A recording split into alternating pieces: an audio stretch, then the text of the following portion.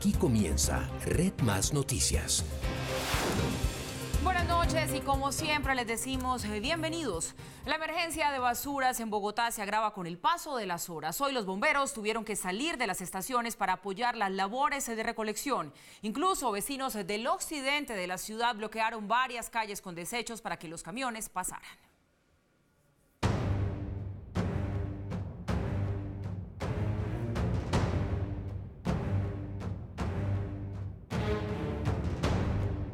Bogotá vive la peor emergencia por basuras de su historia reciente. La situación es tan dramática que los vecinos de Bolivia, Bachué y Bochica, en la localidad de Engativá, no tuvieron más remedio que bloquear las vías con canecas repletas de desechos.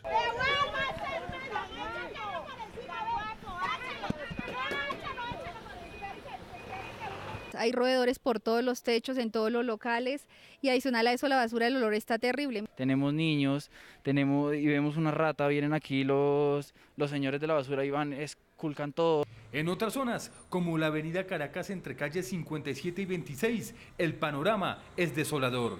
Incluso, por medio de este memorando, el comandante de bomberos de Bogotá, Pedro Manosalva, le pidió a uno de sus colaboradores hacer lo necesario para que un grupo de funcionarios apoye, prevenga y mitigue los impactos ambientales que se puedan generar por el paro de aguas de Bogotá. Yo tengo una nieta también que ya está con gripa, todos estamos enfermos. Con los bomberos en las calles y con bloqueos de basura nunca antes vistos, el Consejo de Bogotá citó un debate de control político de urgencia para tratar el tema. Para que la administración le cuente al Consejo qué está haciendo para mitigar la crisis, por qué se originó la crisis. Para algunos cabildantes, la crisis ambiental ha sido utilizada por algunos políticos en campaña. Algunos intereses politiqueros del petrismo y del partido de las FARC.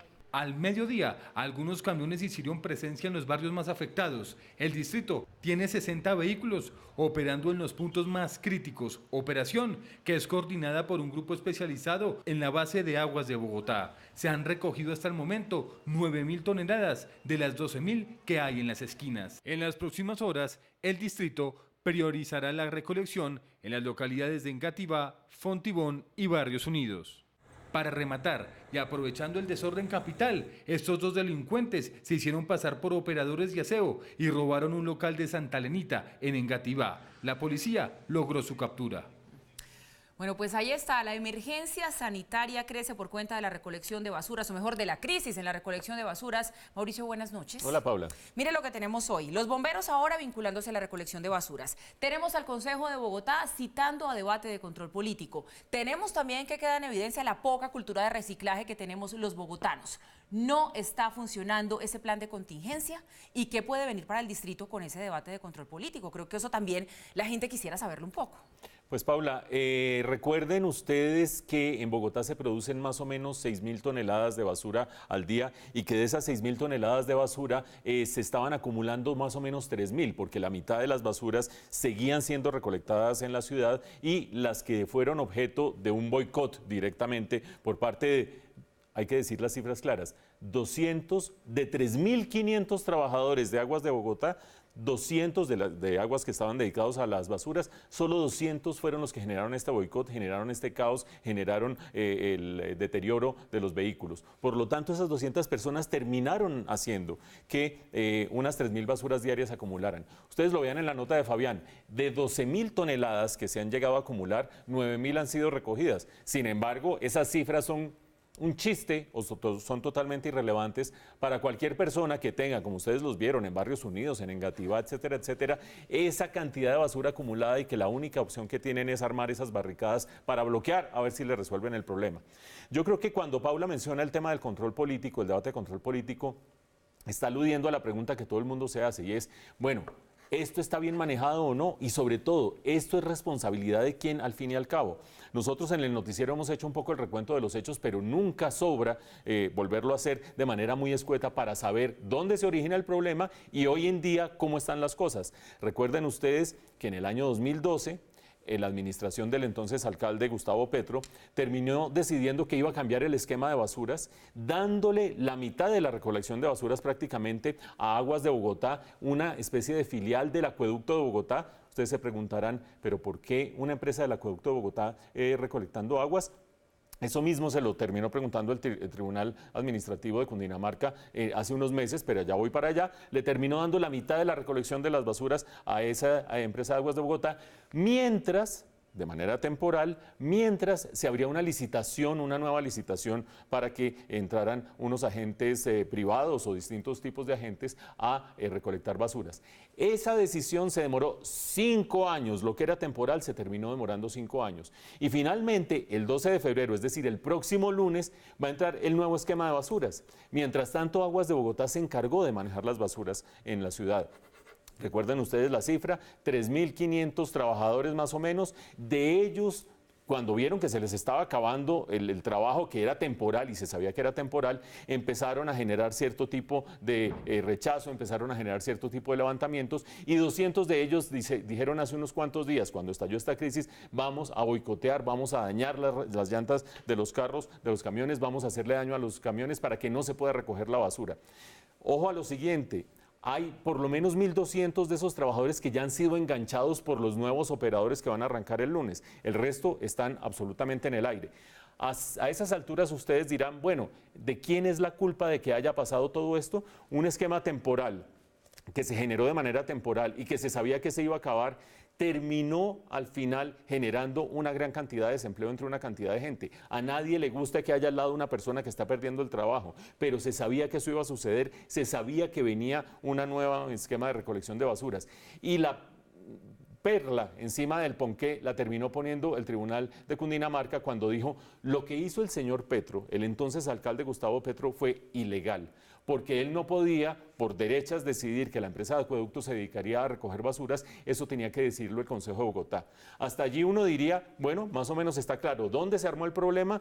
El Tribunal de Cundinamarca terminó diciendo quién fue el responsable del problema, el entonces alcalde Gustavo Petro, y viene la segunda etapa del problema que es, estalla la crisis, estalla esta especie de paro, estalla esta especie de boicot, o este boicot al 100%, y el gobierno distrital ve cómo manejo esto. Ustedes ya vieron bomberos, pero también policías, pero también miembros del ejército, todo el mundo tratando de recoger basuras de aquí al 12 de febrero para ver si finalmente cuando entre el esquema el nuevo esquema que ya fue licitado, se termina solucionando esta crisis. En la mitad, un inmenso pulso político entre los petristas. Ustedes saben que va liderando en las encuestas para la presidencia nacional, diciendo es que cómo es posible que dejen en la calle a estos trabajadores y demás, y de otro lado, o los peñalosistas o los antipetristas, que son mucho más que los peñalosistas, diría yo, que terminan diciendo sencillamente, esto se hizo mal desde un comienzo y la justicia lo terminó definiendo de tal manera. Ojalá el 12 de febrero se resuelva esta situación.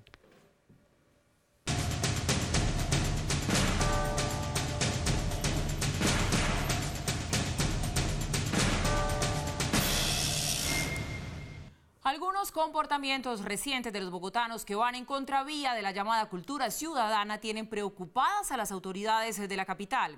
En el Rosario de Perlas está el hombre que pretendía robarse 200 adoquines o el joven que deja colar a usuarios de Transmilenio por algunas monedas.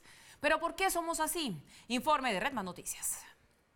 Aunque suene insólito, un hombre a plena luz del día subió a su camioneta de uso particular 200 adoquines que arrancó del andén de la calle 63 con carrera 59. Gracias al aviso de un vecino, la policía logró evitar el inaudito robo. Cada metro cuadrado de adoquín cuesta 150.000 pesos. El arreglo en total le va a costar a los bogotanos 5 millones de pesos. Mientras esto ocurría, en la estación Profamilia de Transmilenio, este joven hacía gala de la llamada malicia indígena. Con una tarjeta, al parecer robada, dejaba colar a todo usuario que se le cruzaba. Segundos después, los increpaba para pedirles a cambio cualquier moneda. Estaciones más adelante, en la calle 45, varios pasajeros prefieren saltar una baranda para cortar camino que ir hasta el semáforo. Señor, ¿usted por qué se pasó por ahí? ¿Por qué, señor? ¿Por qué se pasó por ahí? Por ahorrarse 50 pasos, algunos ciudadanos prefieren utilizar este atajo, pero arriesgando su propia vida. Por ahí, por esa baranda, ¿por qué se pasa? La oportunidad de pasar. Es lo por ahí no se puede pasar pasar por acá. Por ahí no se puede pasar. Sí se puede. ¿Por esa baranda se puede pasar? Yo lo hice. ¿Se puede pasar? Sí. Estos son apenas algunos ejemplos de cómo algunos bogotanos realizan comportamientos a todas luces fuera de las normas y que rayan hasta en lo ilegal. Pero, ¿qué se le puede pasar por la cabeza a una persona capaz de robarse un andén, hacer fraude en Transmilenio o arriesgar su vida en un segundo? Lo que la persona está pensando es que no está infringiendo una norma. O sea, usted lo dijo, está robando un adoquín, pero la persona que lo está haciendo en realidad no tiene conciencia de eso, sino que se está tomando algo que alguien abandonó ahí. Para el profesor Charri, esos comportamientos dejan ver un claro desinterés por todo lo que signifique el Estado. Tienen que ver principalmente con la manera en cómo en Colombia la ciudadanía ha construido una representación de lo que es público y de lo que es el Estado. Por cuestiones históricas, digamos, en Colombia los partidos políticos se encargaron de crear la idea de que lo público y la política era una cuestión de una clase social en particular, la clase dirigente. Y de alguna manera los sectores populares vieron que no tenían una representación en eso y lo público y la política se volvió algo ajeno a ellos. Mientras el profesor Charri dice que una de las soluciones es volver a la cultura ciudadana y a la ética de lo público, el joven de Transmilenio sigue en lo suyo en otra estación y los maromeros de la 45 seguro mañana volverán al ruedo. ¿Qué tal esto, Mauricio? La llamada malicia indígena, de la que por cierto nos jactamos tanto los colombianos, pero que la utilizamos para mal, y ya lo veían ustedes, ahí están los ejemplos de que eso es así. Y este es un tema al que se refería nuestro experto ahí en la nota, de un poco sentido de lo público, que se puede, Mauricio, tratar como, con pedagogía, al estilo Antanas Mocus en su época, o será que eso ya está tan arraigado en la idiosincrasia de los colombianos que ni así. Solo le digo una cosa, Paula, si usted tiene razón en la segunda hipótesis, que ya está tan arraigado que esto no tiene reversa, estamos fregados. Sí, porque ahí se apaga y vámonos. O fregados, sí, del totazo. Porque no se construye país, no se construye nación y no se construye patria con una serie de normas e instituciones que a todo el mundo le importan un carajo y que todo el mundo lo que hace es tratar de pasárselas por la faja. Por supuesto, ustedes en su casa dirán, pero un momentico, entonces ahora llegó aquí a dictar que el Estado es lo mejor cuando se roban 60 billones de pesos en un año en corrupción, que lo mejor es respetar las normas del tránsito cuando vemos a unos tipos andando a 160 kilómetros por hora y yéndose encima de los carros de las demás personas, etcétera, etcétera, etcétera. Esta sociedad está cerca de un punto de quiebre en el que el efecto de demostración sobre los demás en corrupción, en ilegalidad, en impunidad, en arbitrariedad, termina diciendo a los demás, ¿y yo para qué voy a cumplir las normas si los demás no las cumplen? O si me las ponen a mí para restringir y los demás se aprovechan. Les voy a dar dos datos. Nosotros creemos que Colombia es un país relativamente sólido en el hemisferio, que Colombia se saltó esa etapa nefasta de los regímenes de izquierda, y digo nefasta porque vean ustedes dónde está Venezuela, vean ustedes en dónde va a terminar Lula da Silva, en dónde termina Kirchner, al margen de las preferencias políticas de cada cual. Creíamos que nosotros éramos excepcionales y quizás lo hemos sido hasta el momento. Los dos datos son los siguientes. Hay una encuesta que se llama Latinobarómetro que evalúa la percepción de los distintos países del hemisferio sobre distintos valores. Una pregunta, ¿usted cree, una pregunta que evalúan, ¿usted cree que el gobierno gobierna para todos o solo para unos pocos?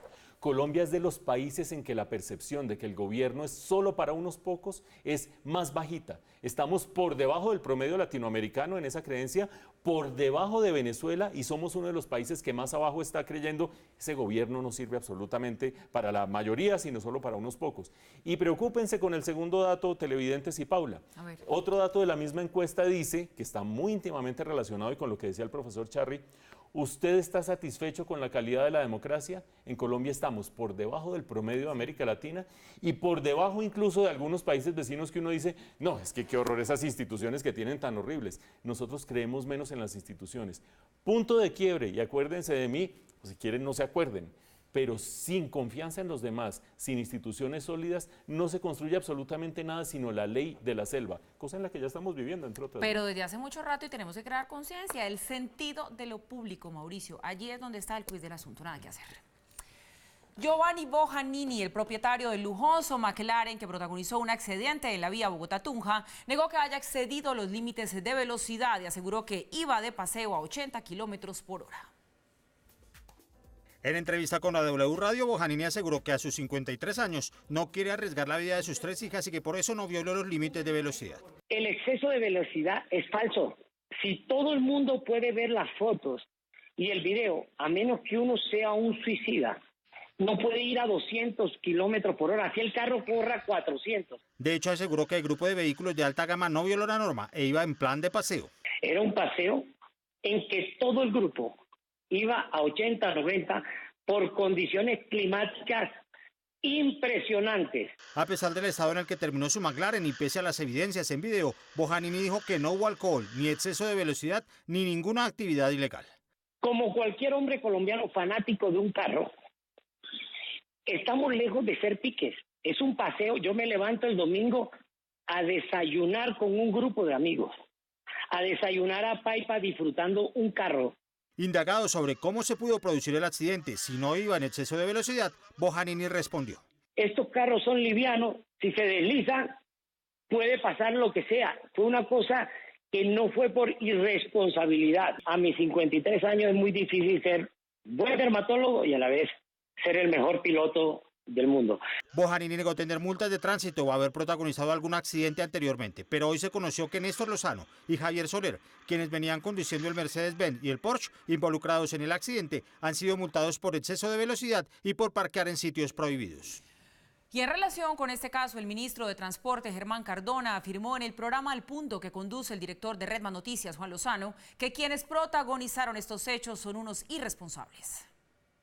¿Qué opina usted de esas denuncias sobre caravanas de bólidos y de motos y de carros envenenados por varias ciudades del país y episodios como este? Irresponsables, a los cuales les vamos a tratar de poner todo el peso de la justicia. Hoy precisamente le pedí al director de Policía de Carreteras, al director de la Agencia Nacional de Seguridad Vial, que miremos todas, absolutamente todas las infracciones que estos señores cometieron. No atendieron los llamados de la policía a parar, los íbamos a parar en los peajes de más adelante. Iban los de estos carros, los del pasado. ¿Les habían advertido? Sí, no, los quisieron parar, pero... Y no pararon. Vehículo a más de 160, 170 kilómetros de velocidad, los iban a parar entonces en el peaje. No somos nadie, Mauricio, nosotros para decir aquí si los personajes que protagonizaron este accidente iban a 80 kilómetros o no. Pero lo cierto es que sí resulta como difícil comprender un accidente de semejante magnitud como se ve en las imágenes por una causa que no sea exceso de velocidad, pero como le digo, eso ya lo determinarán las investigaciones. Lo cierto es que sigue creciendo ese debate en las autoridades, ustedes ya lo veían, acerca de endurecer las sanciones por exceso de velocidad. Está hablando el ministro Cardona de poner todo el peso de la ley. Para poner todo el peso de la ley, evidentemente, primero hay que demostrar la infracción y ahí es donde estamos en una zona gris que usted bien señala, porque pues nosotros no podemos decir, el señor Bojanini, el doctor Bojanini dice que iba a 80 kilómetros por hora, pues pásense el arroz que se están comiendo en este momento y después sonrían un poquito. Y lo digo por la siguiente razón. Paula hablaba de las imágenes que acabamos de ver, o sea, un McLaren, ustedes vieron el estado en que quedó, el estado deplorable en que quedó destrozado, a 80 kilómetros por hora hacer eso, pero es más, pasarse a 80 kilómetros por hora el separador, que no es un cordoncito, ustedes también lo ven en las imágenes, requiere dar un verdadero vuelco, pero si ustedes no quieren todavía convencerse de los niveles de velocidad a los que iban, creámosle a alguien que fue protagonista, lamentablemente víctima de esta historia, el señor Carlos Andrés Rincón, que iba manejando la camioneta Prado, que iba en el otro carril, al otro lado del separador en sentido contrario, conduciendo a su familia a un entierro. Imagínense, madrugando para llevar a la familia a un entierro, y dice él, en declaraciones al periódico El Tiempo, de repente vi el carro volando hacia nosotros, no tuve ningún margen de maniobra y terminamos incrustados con 2 de mis tías, que son personas de la tercera edad, francamente heridas. De los 8 heridos, 5 los puso la camioneta Prado, ¿no? Como para que vayamos viendo cómo es la cosa aquí del equilibrio de responsabilidades de unos hacia otros. Instintos suicidas, cuando los 5 heridos los pone el otro y no el que tiene supuestos instintos suicidas. Saquen conclusiones ustedes mientras la justicia las termina sacando, no las vamos a sacar nosotros. Por las fotos, por el nivel de destrucción del carro, por pasarse el separador, por el testimonio de la víctima principal que dice, me llegó volando el carro, no me llegó de ladito ni nada, me llegó volando el carro azul. Saquen ustedes conclusiones sobre el nivel de velocidad y saquen de paso conclusiones sobre lo que hablábamos hace un ratico. Así no se construye nación, cada cual haciendo lo que se le dé la gana, pasándose por delante las normas que se le den la gana. Y si uno supone que están saliendo a pasear a unos niveles de velocidad que exceden, a mi juicio, pero ya dirán las autoridades, exceden a mi juicio los 80 kilómetros por hora. Los demás, ¿quiénes somos? No somos nada más que unos obstáculos en el camino a los que hay que superar o caerles encima para dejar 5 heridos en un accidente de 8 en el que ellos dicen, no, pues nosotros no somos instintos suicidas. Hablemos ahora de economía. Las principales bolsas del mundo cayeron este martes como reacción al caos del lunes en Wall Street, indicador que hoy volvió a subir. El pánico se apoderó de los mercados y el efecto lo siente el mundo financiero. La caída que se observó en Wall Street al inicio de la semana se pasó hoy al resto de las bolsas del mundo. En Europa superaron en promedio el 2% y en Asia el 5%. Probablemente es un momento de toma de ganancias, pero habrá que esperar el comportamiento particularmente las tasas de interés en las próximas semanas. El informe mensual sobre el empleo en Estados Unidos del viernes, con crecimiento y mejora salarial, cambió el panorama. Ahora hay temor de mayor inflación y de aumento en las tasas de interés. Dado ese buen dinamismo económico, se están empezando a generar dudas sobre si la inflación en el mundo desarrollado puede incrementarse más de lo esperado actualmente. Incluso hay quienes le apuestan a una corrección que podría durar poco tiempo, pero que es necesaria. La bolsa ha subido tanto en Estados Unidos, más de 200% desde el año 2009, que correcciones de este tipo también llegan a ser normales. El gobierno de Estados Unidos intentó calmar la situación tras la volatilidad y para tranquilizar al mercado envió el mensaje de que las políticas mejorarán su economía con menores impuestos y reformas adicionales. Bueno, esto de la caída de las bolsas, Mauricio, es bien interesante porque tiene que ver justamente con el buen momento económico que está pasando en los Estados Unidos. ¿Cómo es eso? ¿Y cómo va a afectar también para Colombia? ¿Qué efectos puede tener? Vea, Paula, yo creo que lo que ha pasado con las bolsas es clave lo que dice Paula del efecto para Colombia, porque uno dice, a mí qué me importan las bolsas de Estados Unidos y las bolsas asiáticas y no sé qué. Todos estamos conectados y ya vamos a ver qué le puede pasar a Colombia. Pero lo que ha pasado en este caso, yo creo que tiene un nombre propio y se llama burbuja. Burbuja, que es ¿cómo se define burbuja en economía? Cuando los precios de algo suben mucho más allá que lo que termina la realidad del mercado determinando. Entonces ustedes ven burbujas en la finca raíz, estos apartamentos tan costosos, las acciones carísimas, y no necesariamente porque la realidad de la economía lo esté mostrando, sino porque cuando algo va subiendo, todo el mundo dice yo quiero comprar, y criptomonedas, y bitcoins, y qué sé yo, y eso hace que suba más el precio de lo que debía subir. Los precios de las acciones en Estados Unidos subieron más de lo que debían subir. ¿Qué tanto debían subir? Tengan ustedes presente, entre 2010 y 2016, la economía de Estados Unidos creció al 2,1%. El año pasado al 2,3%, un poquitico más. Este año al 2,6%, otro poquitico más. No es un aumento tan grande para semejante aumento de precios de las acciones. Esa burbuja se tenía que estallar y se terminó estallando en este momento. ¿Por qué? Lo decía el analista Velandia en la nota.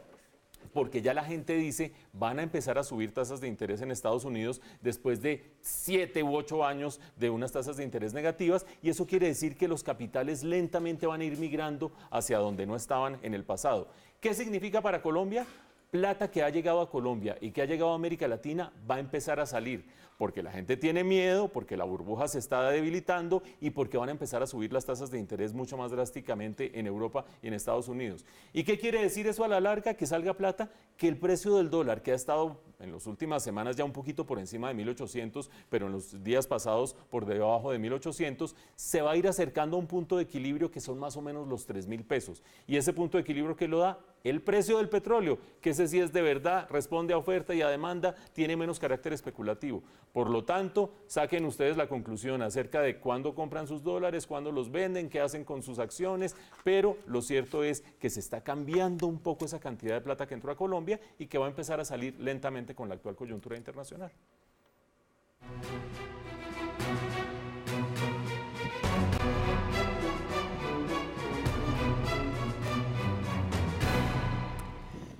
Cada día es más crítica la situación en la zona de frontera por cuenta de la cantidad de venezolanos que a diario cruzan hacia Colombia.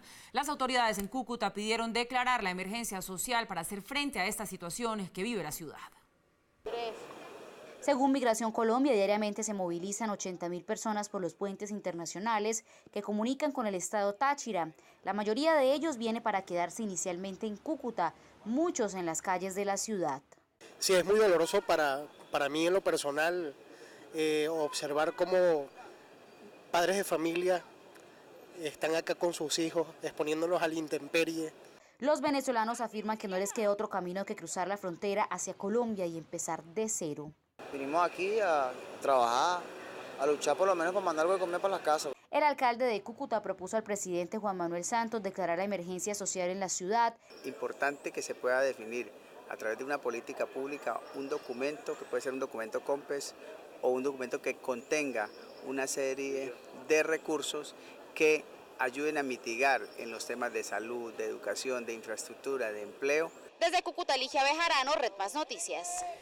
Igual de complicada, hay que decirlo, es la situación en la zona fronteriza de La Guajira. En Paraguachón son los mismos venezolanos los que denuncian lo peligroso que se ha vuelto transitar por estos caminos. Este es un informe de Alexei Castaño de nuestra alianza con Caracol Radio.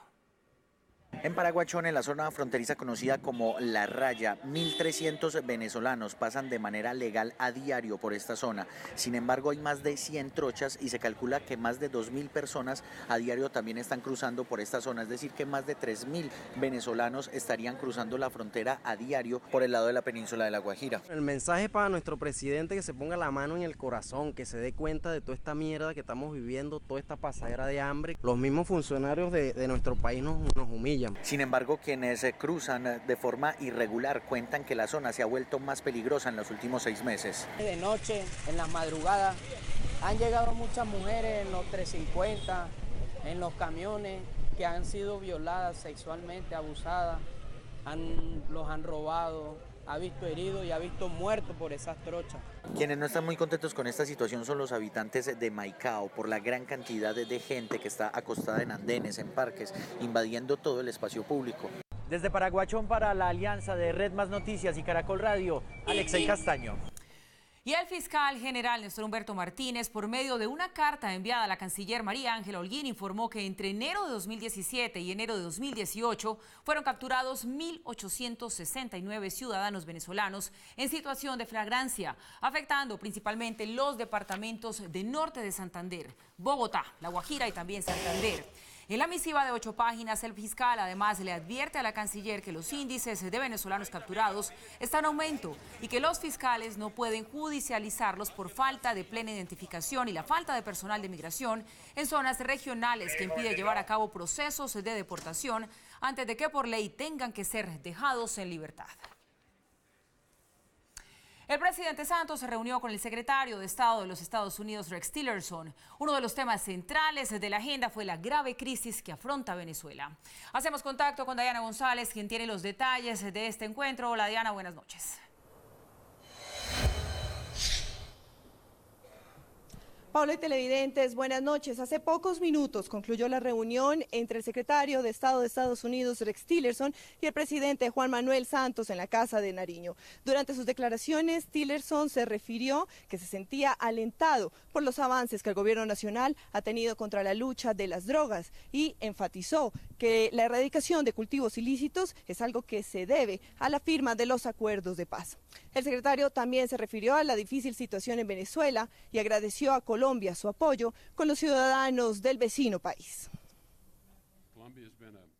Colombia ha sido un jugador muy importante para restaurar la democracia en Venezuela. El presidente habló sobre esto. Nosotros intercambiamos ideas de cómo podemos trabajar conjuntamente con otros países de la región a través del Grupo de Lima y también a través de la OEA para restaurar la democracia en Venezuela. Y nosotros, ese es nuestro único objetivo, es lograr que Venezuela vuelva a respetar sus instituciones y también llevar a cabo elecciones libres, justas, para que el pueblo venezolano pueda expresar sus opiniones.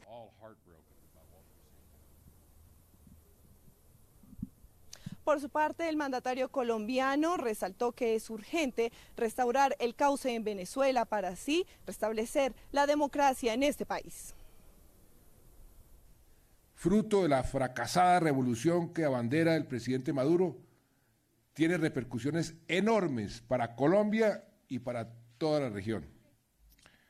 A la grave situación humanitaria que el régimen dictatorial se niega a reconocer, se suma ahora la convocatoria de elecciones presidenciales. Unas elecciones que para nosotros no tendrían validez porque no ofrecen ninguna garantía, ninguna. Y no las van a ofrecer. Maduro no aceptaría jamás ir a unas elecciones libres y transparentes porque sabe que las pierde. Mañana miércoles, el secretario de Estado de Estados Unidos, Rex Tillerson, estará en una reunión privada en la Embajada de Estados Unidos en Colombia para luego emprender hacia las 9 de la mañana su viaje hacia Jamaica. Esta es toda la información que registramos por este momento en el Palacio Presidencial. Para Diana González, Redman Noticias. Tal como lo reveló en exclusiva Redman Noticias, el gobierno investiga a Coviandes por presuntas irregularidades en una báscula que instaló en un peaje. La Superintendencia de Puertos y Transporte revisó las 20 básculas más importantes del país y solo 2 están en regla. La báscula que instaló Coviandes en el peaje Alto de la Cruz en la vía al Llano es una de las 18 que se rajó en la inspección que hizo la Superintendencia, que revisó los 20 artefactos más importantes del país y en los que se pesa el 65% de la carga que circula por las vías nacionales. Se revisaron en total 20 básculas, de las cuales solo pasaron 2, es decir, que 18 no están cumpliendo los requerimientos técnicos. Otras 16 concesiones también serán investigadas porque, según la inspección, presentarían sistemas de medición que no están acordes con la norma. Dentro de las 18 que no pasaron la prueba, hay 4 que tienen los mayores hallazgos, donde se pueden encontrar sobrepesos de 3 toneladas más o 3 toneladas por debajo. La Superintendencia también detectó falta de capacitación de los operarios, falta de mantenimiento y también de señalización. Los investigados podrían afrontar multas de hasta 547 millones de pesos.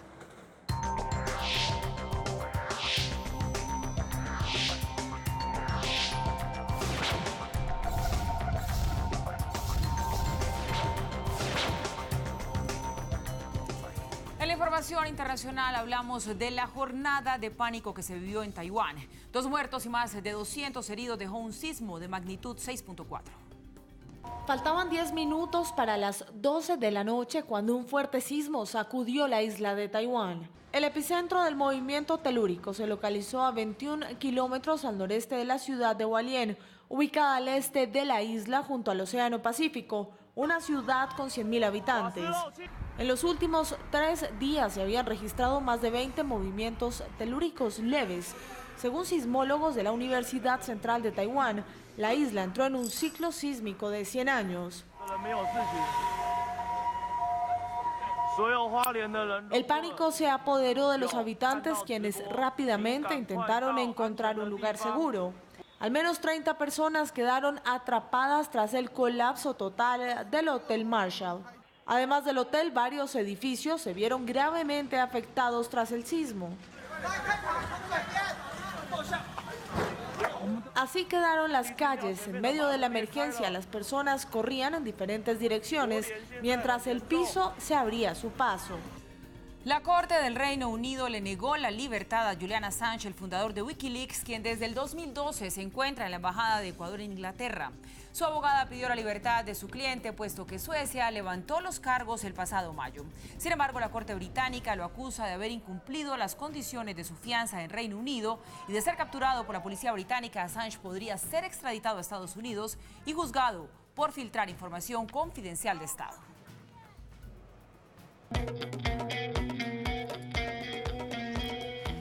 Estamos de regreso y para el cierre los queremos invitar a teatro. Ya ven ustedes aquí en nuestro set, en nuestra mesa, a la protagonista de esto que se llama Cállate y Escribe, Andrea Guzmán. Bienvenida una vez más, usted de la casa, usted siempre viene y nos cuenta en qué anda y ahora anda en este buen montaje. Buenas noches. Buenas noches, qué rico esta invitación, muchas gracias. Bueno, estoy con Cállate y Escribe, una obra muy divertida. Estamos presentándonos en el Teatro Patria los viernes, los sábados y los domingos. Además me gusta mucho la temática de esta obra, Mauricio, Camilo, televidentes, porque pues toca un tema que la verdad sí creo que se está volviendo cada vez más cotidiano y es la mujer ganando más que el hombre. Eso es complicado, ¿no? Y más en este momento que estamos en el tema donde la mujer está tan empoderada, creo que es perfecto para lo que está pasando ahora. Cállate y Escribe la historia de una pareja de escritores. Él escribe literatura y ella es la libretista más exitosa del país. A él nunca le han publicado un libro y todas sus novelas, las de ella, son un éxito. Entonces ella es la que termina llevando la plata a la casa. Y bueno, esto crea una crisis en el matrimonio. Tienen un pacto y es que no hablan de trabajo para no pelear, pero obviamente es muy difícil uno en pareja no hablar de trabajo. Entonces cuando sale algo de trabajo, esto es una pelea, pero todo de una manera muy divertida de principio a fin. ¿Y ella a veces no lo trata un poco mal? No, al contrario, ella lo trata a veces como un niño chiquito porque un hombre que no es capaz... No lo trata mal, pero lo trata como un niño chiquito. Bueno, que no es capaz de afrontar que su mujer es más exitosa es porque es muy inseguro. Entonces ella sabe que si no lo trata con cariño y con cuidado, pues va a ser como una discusión. Entonces es ahí como el juego de cómo hago para que mi marido no se ponga bravo. Te lo digo porque me vi la obra. Ah, ¿la viste? Sí, hace un tiempo la vi. Ah, yo creí que porque a usted lo trataban mal. Yo también pensé que iba a hablar de su experiencia personal, que a mí me pasó. Y bueno, en fin, Mauricio. Andrea, pero vea, en una pareja, cuando hay una crisis latente, generalmente hay un detonante, un tercero que aparece. Total, Entonces aquí hay una libretista exitosa, que es el personaje suyo. Después tenemos a su esposo en la obra, que ahí. ¿Y quién aparece? Bueno, el personaje de Álvaro Bayona es el manager de mi esposo, pero él tiene ahí un secreto que es el que se encarga de llevar a esta pareja como por el camino. Uno siempre tiene como el amigo que le dice, le mete cizaña a la relación o Existe le dice... siempre. Sí. Entonces ahí está en manos de uno de ver si se deja influenciar por un tercero o si las decisiones las toma uno ¿Pero solo, es cizaña o seducción? Eso es sorpresa. Tiene Tiene un secretico. Que como Camilo ya se la vio, yo también ya me la vi, no les vamos a contar. Mauricio, ¿usted saldría con una mujer que gane más que usted? Sí. ¿Sí? Eso es un hombre de verdad. ¿Usted, Camilo? Claro, por supuesto, sin ningún problema. Yo creo que eso dicen todos aquí frente, pero no se mija. sienten tan bien. ¿Por qué? ¿Qué es lo que pasa, Andrea? Porque además yo creo que ustedes también para llegar a esta puesta en escena han tenido que estudiar un poco la psicología del hombre con estos temas de la economía. ¿Por qué no se sienten bien con la mujer ganando más o es la mujer la que tampoco se siente tan bien? Pues yo creo que sí hay un poco de machismo también en las mujeres. Creo que las mujeres a veces como que nos educaron, el hombre es el que trae la plata a la casa, las mujeres se quedan en la casa cuidando a los niños. Y nos hubiéramos quedado en esa época, es que nos las dimos también de... No, que